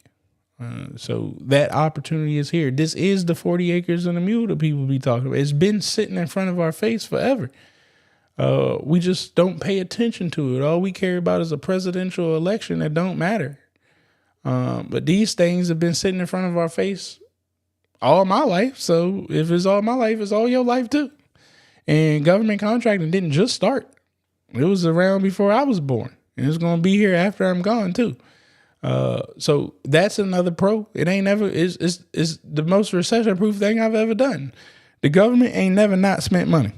Even when they don't have a budget sign, they still spend money. So, all right, I just got the token. So now I can get in. All right. 254172. All right, now let me get it back in here to answer that previous question. So, well, that was the pro. The con of government contracting is not an overnight success. You can't freestyle this. You can't do raggedy stuff and expect results, right? This ain't business to business. You can't do your own thing and try to beautify poo-poo and turn it into something beautiful. That don't work in this side. So there's also a lot of paperwork on this side. And, that's the stuff that stops people from moving forward. And it scares them. So if you just stay organized, I got a file cabinet right here. Every 7 years, I got to keep records of the business. Every 7 years, it just all stays organized. Same thing with my Google Drive. And when I share my screen, you'll see everything's organized, right? Because we're going to constantly need to keep going back to this paperwork, to these documents over and over again. That's why I don't even try to remember stuff no more. I got ledgers. It explains acronyms, and I got checklists of every step that I'm supposed, because I can't keep up with all of it. More money you start making in this industry, the more acronyms you start getting, the more paperwork you start getting, and you better put a system around yourself that you could wash, rinse, and repeat and keep doing the same steps over and over again, because the government don't like people deviating, right? Like, it wants them to literally like make it happen right now, right? And they want it to happen the way that they want it. They can't afford you doing your own thing. If you do your own thing, chances are you're going to end up losing their money. So they want to know who can read and comprehend and deliver. And boom. Like, that scares everybody away, because that's a process that takes time. That's a con to government contract. Now, outside of that, I don't know. I don't want too many cons in this game. It makes you do legit business. You can't be no scammer coming over here. Oh, and another pro that would be a con to somebody, don't nobody care about your story over here. I don't care about what you went through in life. I don't care about, like, if you tell me right now, Travis, I'm on my last dollar, I'm probably going to turn around and run away from you. I don't even want to do business with you, because the government ain't got time for that. Like, we don't have time for you waking up and not feeling like you want to deliver today because you worked too hard last night. Ain't nobody got time for that. I don't want to hear about, we had child care issues. Ain't nobody got time for that. That could be one of the cons, but that's a pro to me, because I get to eliminate all of the clowns. Only real players is coming over here. Now, can you win a $5,000 contract being a clown? Absolutely. But, we build wealth over here. I talk to people about the opportunity of getting to millions of dollars in government contract and not winning $5,000 contracts for the rest of your life. Right. So we don't have time to play. If you want to play with somebody, it's somebody on the internet that'll allow you to play somewhere, just not here. All right, back to the questions here. Man, this boy getting a master class over here. If I give a discount to the federal government, can I request less than that 30? You can request whatever you want from the government. I don't mean that they're going to do it, but, just ask yourself. If somebody gave me a discount to deliver something faster, like, would I do it? Chances are, yeah. I promise to pay you in 15 days and you take $3,000-$4,000 off. Yeah, the government is people. They want deals too. So if you make it make sense, I'll sign off on it. John Whittemire announced that the city of Houston is broke. Tell you, look, I ain't really no big fan of city and county contracts. It's a good place to get started, but you know what I'm saying? They be playing around with some money sometimes over there. We are making that pivot now to focus on consulting and business development. Hey, I'm trying to tell you, man. And Courtney, let me tell y'all, man, Courtney has been utilizing SB Money Flow to the T. So if you guys want to see somebody utilizing SB Money Flow and looking up these government contracts, I would definitely tell you guys to go check out Courtney and, ask him questions about it. And then when you're ready to get SB Money Flow, ask Courtney for his link. If you ask Courtney about SB Money Flow and he answers the questions for you, use his link if you decide to sign up with SB Money Flow, because he gets affiliate commissions. And I say that about anybody who is helping, most importantly, helping themselves. Like, I didn't put Courtney up to this. I just see him using it to help himself. So I'm saying, if he's going to take the time out and tell you about, how it works, I just ask that you guys use his link to sign up so he can get that commission, because technically he would be the person selling it to you. I didn't do a good enough job. Courtney had to go ahead and finish it out. But shout outs to you, Courtney, man. See all the amazing things that you're doing with the tool. All right. Let me see. Do I got any here? Look, y'all be so smart. Look, y'all be knowing all this CLINS stuff before. I'm telling you, look, all these smart people out here knowing what CLINS is before I even get it. So those CLINS numbers 001 and 1001, those would be considered modifications in like an FPDS, right? No. That's just a new contract. That's the next year of the contract. So if the contract was signed March 30th of 2023, the first year would be 001, and any line item that starts with 0 would be the first year. March 2024 or April 1st, 2024 would start the second option year of the contract. So then 100 and 100200 1003, all of those line items would be for the second option year. You got to remember, they don't have to renew your contract. They want to, but they don't have to. And that's all it is. It's just the next renewal of the contract. So if you see something in FPDS and it's showing you like 2001, you got to know that this is the third option of that contract. I need to backtrack and find out where the first option year was 001. And all you would have to do is go back 3 years, right? Because you already know the numbering convention there. When you gonna call me about this group management?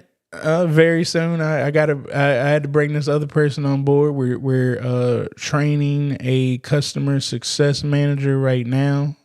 So as I get them on board, they're gonna give me a little bit more time that I can pour into you guys, help y'all out with affiliate commissions, and find some leaders who can help us push this mission. But the message is coming soon, real soon, because I got to work on other projects. So I need some assistance.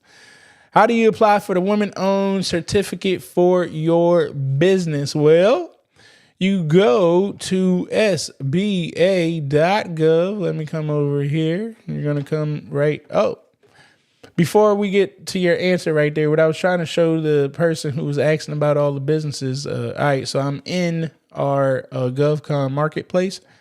If you come up here to businesses, so it asks how many businesses are in there. Well, currently there's 74,000 active businesses in the SAM system. There's 41,000 businesses that are in there, but they haven't been active in the last 12 months. Out of those 74,000 business, 21,000 of them are minority owned, 13,000 are women owned, 10,000 are small businesses, 8,400 are veteran owned businesses, and we're looking at the active businesses, by the way. 4,100 are disadvantaged business, 2,300 are Indian economic.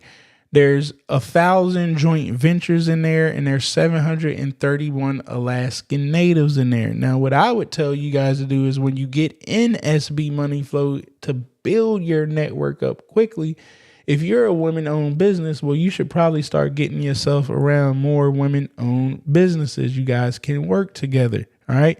So the first thing that I would do is come click over here on women-owned business. Well, I'm on active businesses. Then I'm looking at women-owned businesses. 13,000 is too many.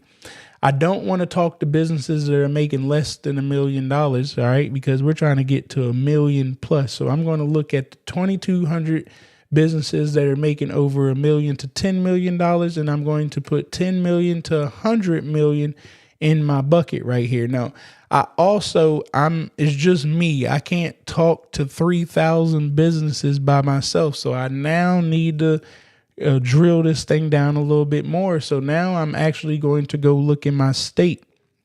So I'm going to come here.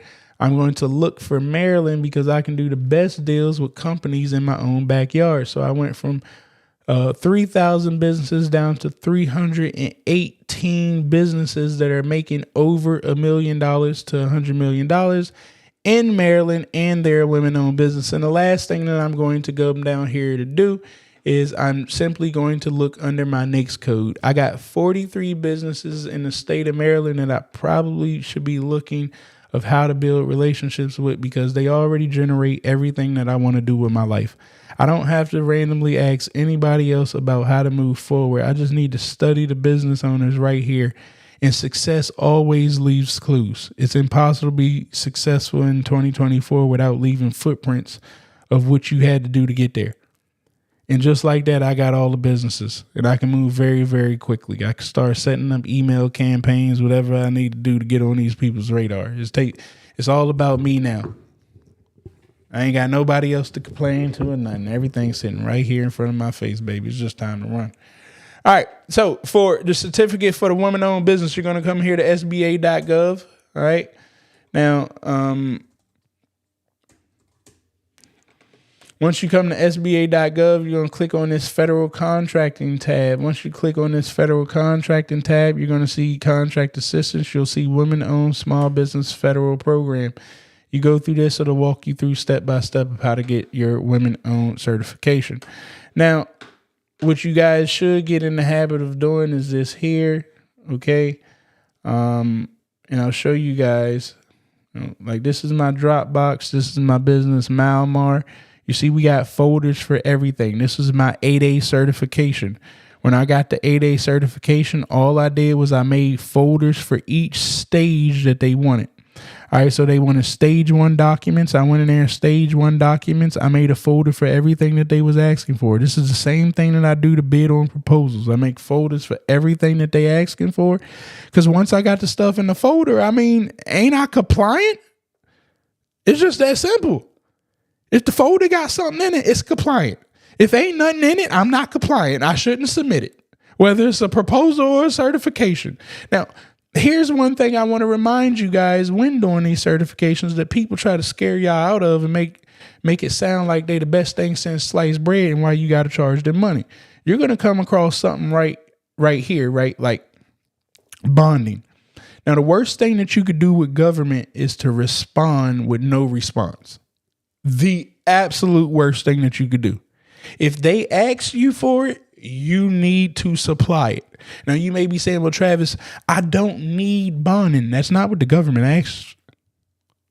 They say, hey, we need you to tell us about your bonding. They didn't ask whether you need it or not. They said, tell us about bonding for your company. So all you have to remember to do is write out a piece of paper. And as y'all can see, when I did this, my logo done changed and everything. So this is why I tell y'all, don't beat yourselves up about logo. So what did I do right here? I put the date. I said from Travis Davis, the president, to the 8A administration. And I simply said bonding is not applicable for Malmar. I signed it and dated. What I did not do is turn a packet in with a missing page because I didn't need bonding. I just needed to inform them that I don't need bonding. And they said, okay, well, since you know you don't need bonding and you told us, we'll skip past that one. And it's that simple for every single thing. What is this? Relative in the 8A. A relative in the 8A information is not applicable to Malmar or any of its owners. That don't mean just because it's not active in my life that I don't answer the question. Same thing with proposals. People skim over stuff and say, oh, that don't apply to me. That don't mean that you don't answer it. The government sees that as being lazy and not compliant. So you got to get in the habit.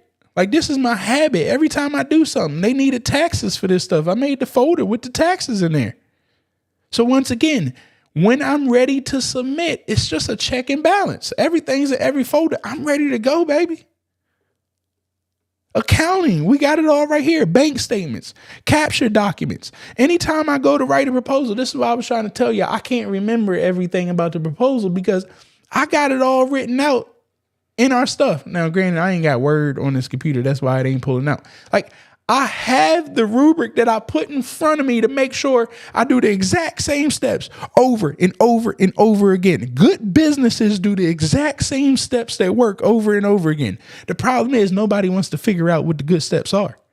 They just assume, well, Travis, those steps work for you, that it's going to work for me. Well, no, that's not how that works. I can guide you, but that don't always mean that it's going to work out that same exact way. You got to go figure out your own steps. But again, SBA.gov, come right here. Women-owned small business. Yes, you are disadvantaged. We're all disadvantaged, okay? Don't be scared of that word. Don't feel some type of way of calling yourself disadvantaged. If you knew the true meaning of disadvantage, like, you would not be trying to claim that you're not disadvantaged. We're talking about millions of dollars that you need to make consecutively every year to not be disadvantaged. I'm disadvantaged. You know what I'm saying? All right. Let me see. Any other questions that I missed so far? Hey, can I get a government contract for my box truck? Yeah. Why not? Guys, you can get a government contract and everything. It's just different. Everything. I haven't come across nothing that you can't get a government contract in. And then I got to remind you, man, don't tie yourself into a box. Understand, in order to run that box truck, it's so many different aspects of business that you got to do to get that box truck up and running. You got admin services that you got to do. You got logistics skills that you had to put together to know the truck getting from point A to point B to point C back to point A, how much the gas mileage was. You got to stay organized. You may be utilizing a software to make that happen. So you know software. If you're dispatched, technically you know how to operate a call center. Like, it's so many other things that you could do when you really open up your mind and understand, well, hold on. Like, don't worry, Courtney. We getting rid of that token. That token about to be gone. I sent that message. We got to get that token up out of there. I meant to tell him that last time. We getting that token up out of there. He said can't stand that damn token. Y'all got to tell me stuff like this, man. I be moving all the time. I'm working on all these different projects. Y'all got to tell me stuff like this is happening, man. Yeah, we got to get that token up out of there. Matter of fact, look, I'm gonna take a screenshot of it.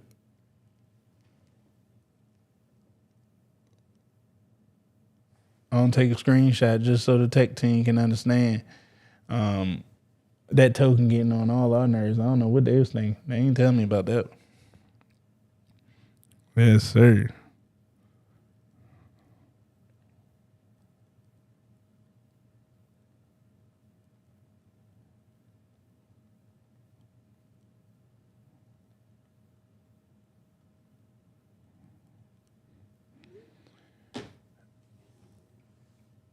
All right.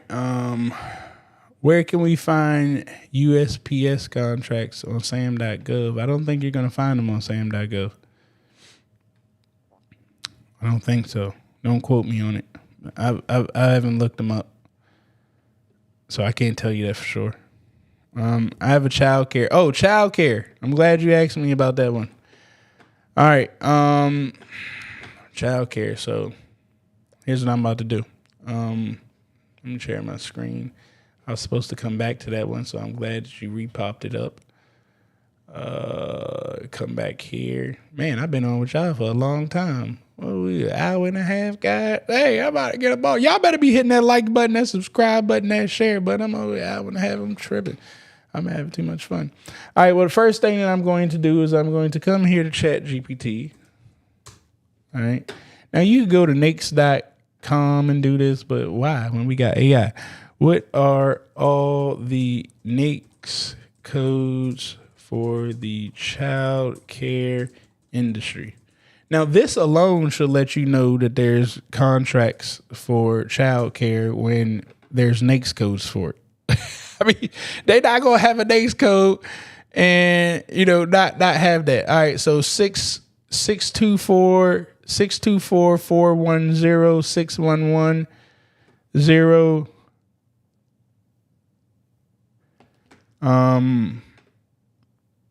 Cool. All right, so we're here. Damn it, and I done shut down. I hope it don't ask me for this again. Hey, they say they getting rid of the this token tomorrow, so we ain't gonna have that token up here no more. Just FYI, I don't play them games. we want to make sure everybody stay happy. I don't know why y'all ain't let me know that earlier. Hey, man, if y'all ever got problems, y'all don't like something that's going on, man, y'all let us know. We building this stuff out for y'all. All right, so 624410, I'm going to come in here. 624110, child care. Matter of fact, let me put in 6241. What else we get? We got services for the elderly. I don't know. I guess if you cleaning babies' Pampers, you can clean some adult Pampers too. What they got going on over there? Let me stop playing. All right, what else do we have right here? 61110, something like that. All right, let me put that in. 61110. All right, so elementary and secondary schools. All right, cool. So They haven't spent any money in it in 2004 yet. I guess they ain't spent no money in it, period. Or where am I? Let me make sure. Yeah, I'm in the right section. See if we got any federal opportunities. Hey. So I would have to do a deeper dive. So I know our system don't go back that far. So let me put in this. Now, here comes the other issue is the price. The price tag. All right. See, look, you got me over here doing consulting work for you. You know what I'm saying? You better make sure you hit that like button. I'm out here doing this work for you. I'm out here working. All right, so let's take a look. I'm going to come here. I put that NAICS code in. Matter of fact, I'm going to search by NAICS. All right. Let me clear this. Let me do advanced search. I'm going to do new search, add. I want to search by NAICS code. Maybe NAICS. All right. I want to make sure that code is that. All right, we're going to search there. Then I'm going to sort by date signed. All right, so this is why I wasn't, popping up in my system. These are low tickets. So you got Children's Treehouse. They needed some child care services. So this is U.S. Fish and Wildlife. This also ain't going to pop up on sam.gov. Like it don't cost enough. They got a purchase order for $56,000. This possibly could have popped up on sam.gov, but it's a strong possibility it didn't. So this is with CDC. So they got a feed child care service company that's winning these out in Alexandria, Virginia. You got another purchase order with Health Resources Service Administration. Yeah, look, they're spending money in 2024. This is all 2024. Now we in 2023. Money is getting spent. So to answer your question, childcare, this is still all 2023. Plenty of childcare work getting done. And this is just on a federal level too, right? So remember, your state and your local government got childcare contracts too. So if you're a childcare person, I would highly advise you need all three customers because, the federal government probably ain't going to take you out the park and changing your life with just childcare. But all three customers together, federal, state, and local, that's an industry that ain't going nowhere. Childcare is here to stay. And I just met an amazing individual this past weekend that, me and him are actually about to do some big work together. That's what I'm excited about. That's who I was talking to the other day. He owns 7 childcare facilities in the state of Indiana, and he works very close with the government there. Great relationships. They got over 100 kids in each childcare facility, and my brother is making a bag off that thing. Come on, man. Look, when he showed it to me, I just blew my mind. And then it hit me. Childcare ain't never going nowhere. You hear me? But yep. As you guys can see, childcare does happen right there. So I would just advise, look at the customers that got it and start putting them on your radar. And if you get SB Money Flow, find out that agency and then start looking for other contracts that agency has so you can get on their radar as a business owner. So when them child care contracts hit the street, they kind of already know your name. You know what I'm saying? And that's networking 101. It's just different. All right. How much is the app? I guess you're talking about SB Money Flow. I went over that a little bit earlier. It can be $199 a month, $397 a month, or you can pay annually, save yourself 2 months of payment. Don't look at it as a bill. Yes, absolutely, it's going to charge you money, without a doubt. But everything that I sell you guys, you should be writing off. So this is a tool to help you with your business, to do sales and marketing, as well as there's education.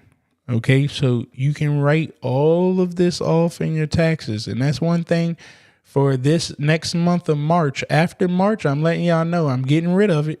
It is what it is. I gave it to y'all the entire year going into last year. those of you that get started with SB Money Flow, you're also going to get my GovCon Cheat Codes University access included. As long as you stay active in SB Money Flow, you keep all of my training for government contracting. So not only will you get that tool to make that happen, you'll also be able to come here and come over to your courses, and you'll be able to go to the GovCon Cheat Codes University. I have the Getting Started section right here for those of you that need to, find out the 101s of everything. And then as you guys get deeper into government contracting, and the proposal process will teach you guys about that too. But as you guys get deeper into government contracting and business, you're going to come across other problems, and chances are I've made a video that solves that problem.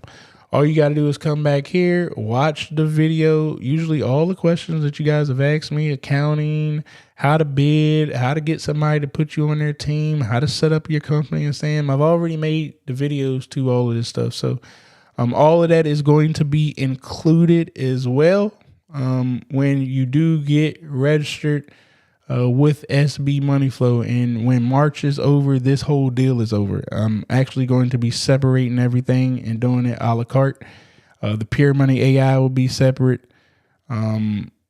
The GovCon Cheat Codes University will be separate. You're going to have to pay for everything separately, and I ain't never coming back to tie it all together. So I forewarned you guys right now. Cool. It's just different. Let me see if I got any other one. I got over 5 million in bids on the books. Hope to hear back sometime next week. Come on, man. That's something I'm talking about. Congratulations to you. Congratulations to you. That's how you make it happen right there. Now it's time to get five more on the books. Come on now. Do you have a contact at the moment? I don't know what you mean. Contact for what? It's me trying to watch you, Fox. Same time. Good luck. Good luck. You did say you're on all night in the beginning. I guess I did. I did say I was on all night, and I'm sure enough about to hit 2 hours, but we about to be off all night. I got to get this training together. Again, I'm excited. I just hired a business success manager to come on board. Her first task is to, of course, I got to teach her and get her up to speed about everything that's going on. But her first task is to literally make sure everybody that's a current active person has what they need. You know where everything is. That's good. That's her assignment. I need to make sure that I got and know where to access everything. After that, we're going to start building this thing out, because I told you that gentleman with the daycare that we met.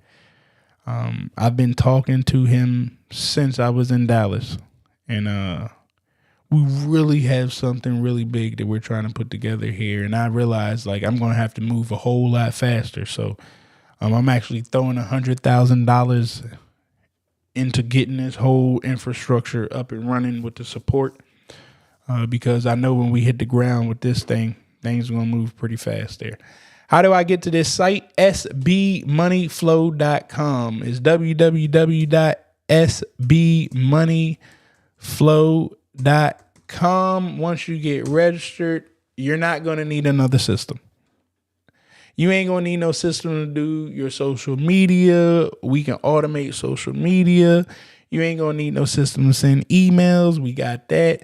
You ain't going to need no system for a phone number for your business. We got that. Stop letting people call your cell phone. We're going to have a business number for it. Text message response. We got that. If you need to build your websites, your funnels, SB Money Flow got that. The AI system that you're going to need, don't worry about it. We got that. Running ads. We got that. What else do we got? CRM to make sure you can stay organized with all of your contracts, all of your customers, and all of your leads. We got that.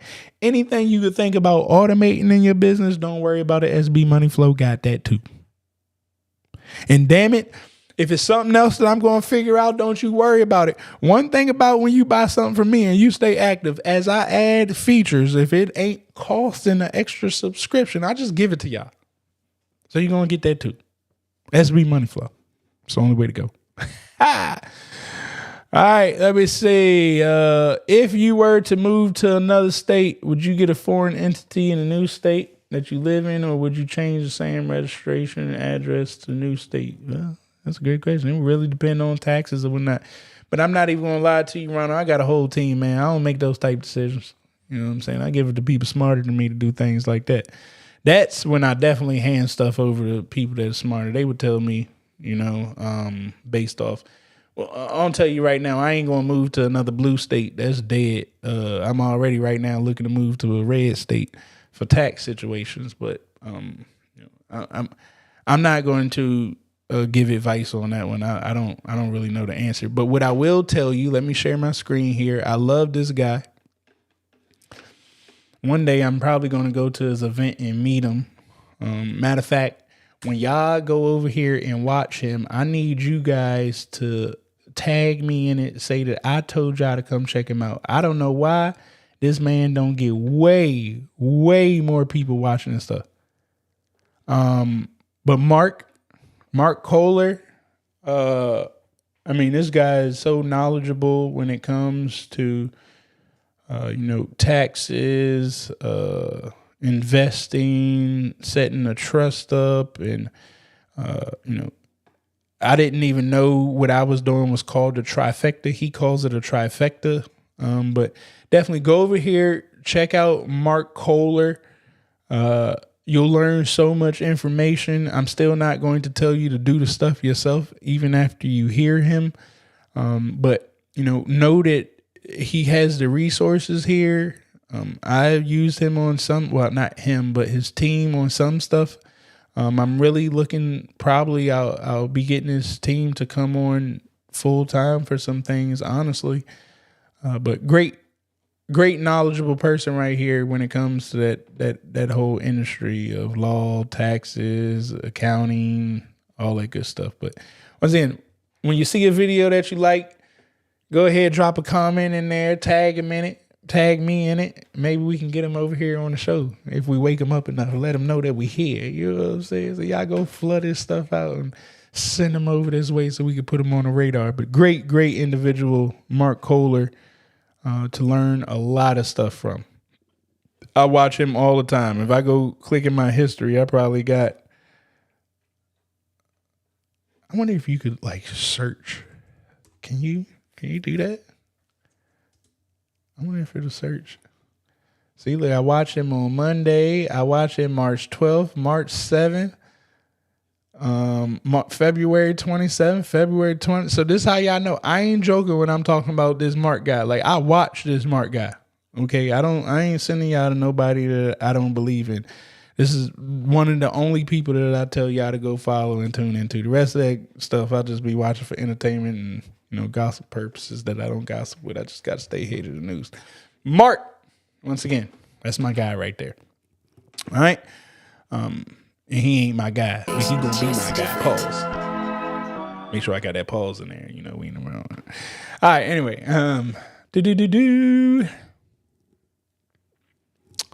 Washington, you updated this. All right, I think I got to everybody's question that was on here. I did have a couple more questions on my side, but we're coming around on a 2-hour marker, man. I was only supposed to be here for an hour, but you guys had some great questions today. I appreciate you guys asking those questions. Once again, everybody go to dollars 2 cents. Once again, that is dollars 2 cents. Let me show that here for you guys one more time for the people in the back. If you visit dollars, DOLLARS, the number 2 cents, SENSE.com, that's going to bring you here to our site.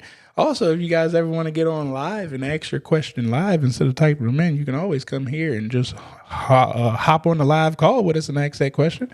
But at the end of the day, you can always come back here, find out what we got going on with the Dollars to Cents podcast. You can find other episodes on our YouTube channel right here. We'll start getting those updated a lot more often. But most importantly, what I want you guys to do and what I want you to tell those 3 other entrepreneurs to do is come here to the dollarstocents.com, click on community, join us over here in our community. It's completely for free. Doesn't cost you one single penny.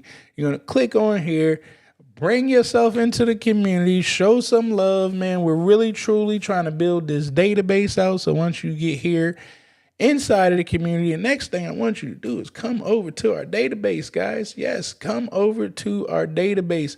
You can come right here, answer. Well, no, that's not the right one. Sorry.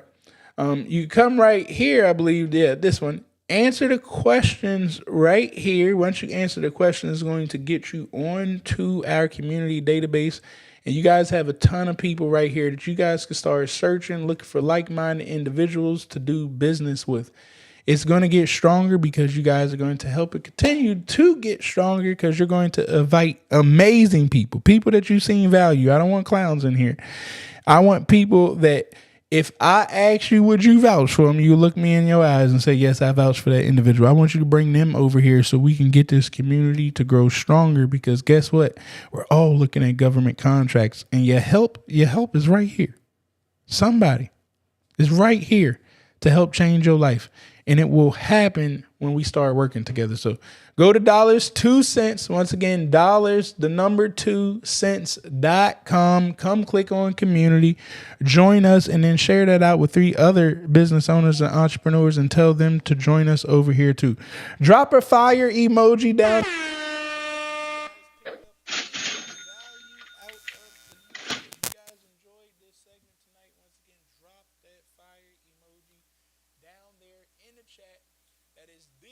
It's just different. Way that I know that you picked up what we put down. We are here live Tuesday through Thursday. Once again, that is Tuesday through Thursday at 8:30 p.m. Eastern Time Zone. If you are subscribed to the channel, when we do go live, you should get an email letting you guys know that we live so you guys do not miss out. If you're questioning at any time, if I'm the right person for you, like should you join our program? Should you get our software? Is it the right fit for you? Well, the answer is no. Don't. Oh, no, you can't hear me? Oh, hopefully I'm back. No. See, my mic, man, I got to fix my mic. Something going on with my mic. All right, I see the sound is back up there. All right, so we got the sound. My bad. I don't know how long I was out right there, but anyways, as I was stating, before you guys purchase anything from me, if your gut is saying, hey, is this the right individual that I should go with? I'm telling you guys, the answer right now is no. Don't purchase nothing from me. I don't want you joining anything if you're still questioning whether I'm the right person. Instead, you should go over to my Instagram account, follow me on Instagram, take a screenshot of it right now, make a post. You know what I'm saying? Tell the world about what we got going on over here. That's the only way that's going to spread. But most importantly, I want you to go over there so you can get into my story. I tried to tell you guys in my Instagram story the way that I operate, the way that I think, the way that I'm moving, so you can learn a little bit more about me. And when your gut tells you that I'm the right person, then and only then do I want you to come join our programs. I don't need nobody's money. I'm not desperate. I appreciate your money. I don't ever want you to think that I don't appreciate I appreciate 10 cents. You hear me? So I don't want you to think I don't appreciate your money. I just don't need it. You know, that's a different story. So I only want legit people who believe in themselves to join what we got going on over here, because I'm not trying to scam nobody. I'm not trying to get over on nobody, and I don't want anybody with that mindset coming into our program because, you know, save that for somebody else. I'm telling you, I'm not the one. I'm not a get rich quick overnight person. I'm not selling you those hoop dreams. I'm trying to help you build wealth. And if you want to build wealth, then come join me. But until you get there, Instagram is the place that you want to be. If you want to follow any of the videos, any of the information that we put up, once again, it's all here on YouTube. It won't stay long. I'm actually going to start pulling this stuff down once I get my team set up. As soon as I get my team set up, we're going to start pulling these videos down off of Instagram and putting them into our community. So take advantage of all of the videos on YouTube. Again, make sure you screenshot this right here. You can scan that QR code. It will get you over to the YouTube channel so you guys don't miss out on anything that we got going on. And the last thing that I want to remind you guys of, if you guys go to travisknows.com, I don't care how you spell nose, just put an S on the end and don't spell this nose, either N-O or K-N-O-W-S. Go to travisknows.com. And this will be a base that you can find everything that we got going on. Okay, if you guys want to join our community, it's there. If you need a consultation call, you can set that up here. It is not free. It is a price for the consultation call. If you guys need funding, I know a couple people asked me about funding. I work with a company called Ladder Financial Group. They're amazing individuals that work with small businesses. You could go ahead and set this up right here. I have nothing to do with this. Just FYI, I just created the flow. It's going to go over to the Ladder Financial Group, and they're going to take it from there. If you need QuickBooks, this is my affiliate link to QuickBooks. So I do get paid some money when you guys do get QuickBooks utilizing my link. So I do thank each and every one of you guys that are doing that. I use QuickBooks myself. You're going to need some type of books to keep yourself organized, and this is a great solution right here. QuickBooks, you also get a deal when utilizing that link. Amex, I'm a big fan of their card. I'm not telling you guys to get no credit card so you can run no scam games or nothing of that nature. I'm telling you, get an Amex card so when we do business, we put it on our credit card, we get the points off the credit card, and we pay the credit card off. It's just that simple. What'll end up happening is you're going to make your profits, but your credit card is going to give you the points so you can live your life in luxury and you don't have to spend your own money for it. Instead, the government put all the points on your credit card, especially my people that want to sell products to the government. Great thing to do on a credit card. And last but not least, guys, I cannot vouch enough for this, man. A lot of you guys need to take Connie S. Fall's Systems in a Day workshop. I have that here because honestly, if you guys go through Connie Systems in a Day workshop, guess what it does for me? It makes it easier for me to teach you guys how to use SB Money Flow because you're going to have the whole thing written out and we can move a whole lot faster when you got your business processes and procedures written out. She's going to help you guys develop SOPs, standard operating procedures on this Systems in a Day workshop. Now, this Systems in a Day workshop costs quite a bit of money when it's in person, but they've made it virtually. And she opened this up and gave us a real nice deal for our community. Don't tell nobody else about it. You know what I'm saying? Because I was only supposed to send it out in the email. And I keep telling it out loud. But when you guys go to this workshop right here and you go to get registered and you click on this button right here, let's see if it's still active. All right, you guys see it costs $497. Let's see if you put in, is it pure money? All one word. Come on. Work for me, baby. You put in pure money, all one word right here into the discount. And she actually gave the community $100 off.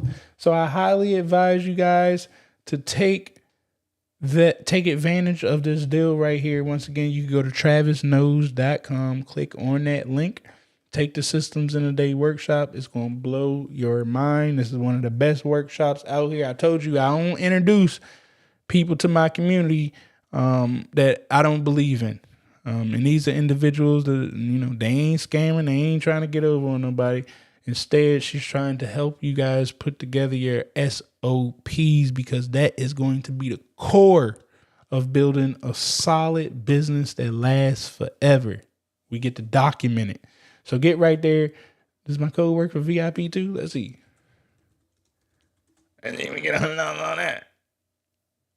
All right. So I guess we just get the $100 off. She said I ain't giving y'all $100 off of everything. All right, so we get the $100 off of the regular Systems in a Day workshop and not the VIP one. But again, shout outs to Connie, man. Make sure y'all take a screenshot of that. Go ahead and tag her, Connie S. Falls on Instagram. Let her know that you're joining in on a workshop. Tell her that the Pure Money Gang, they come into the workshop, show up front and center, ask all the questions. Her, Stephanie, the crew over there, extremely knowledgeable in this SOP thing. And I'm telling y'all right now, the SOP is the foundation to getting you to where you want to be so we can automate your whole business and you can buy back your time, guys. That's the key to everything. Time is more important than money ever will be. And we have to focus on getting our time back, especially if you got them little babies out there. Them little babies, here's the kicker. Them little babies that y'all created, y'all need to stop asking them teachers to teach them everything. You need to stop asking that school system to develop your babies. You need to have time to develop your own babies. That's why I want to make sure you make enough money so you got enough time to spend with your babies and teach them how to do this thing called life instead of relying on other figures, adults, to teach your babies how to operate. You are responsible for your babies. And we going to change that by putting more money in y'all pocket faster. That's the number one thing holding us back from teaching our own babies is we just don't make enough money faster. We going to change that. We going to change that, and we going to start building these stronger communities. Once again, I love you all. I appreciate y'all for hanging out with me tonight. Hopefully y'all learned a lot of valuable information. Don't forget, hit that like button, hit that subscribe button, hit that share button. Tomorrow morning, man, if y'all ain't on there yet, y'all need to jump on our Clubhouse room. I'm trying to tell you, if your mind ain't right, if you still doubting yourself sometimes, and that's okay, man. Look, it is okay. I doubted myself so many times. There's even times now that I may quickly doubt myself, but I get out of it. Don't ever get it twisted. I don't stay down there. If you still in that moment, it's okay. We all there. But you need to come over to our Clubhouse room, 8:30 a.m. Eastern Time Zone, 8:35 a.m. Eastern Time Zone. I can't give a shout out enough to my man Nadir. He is taking a charge in there, but that room, that Clubhouse room, has shifted so many people's mindset, the way that they operate and move. We've been doing it for over 3 years, whether y'all know it or not. Every morning, Monday through Friday, we may miss some here and there, but for the most part, every morning, Monday through Friday, 8:35 a.m. Eastern for the last 3 years.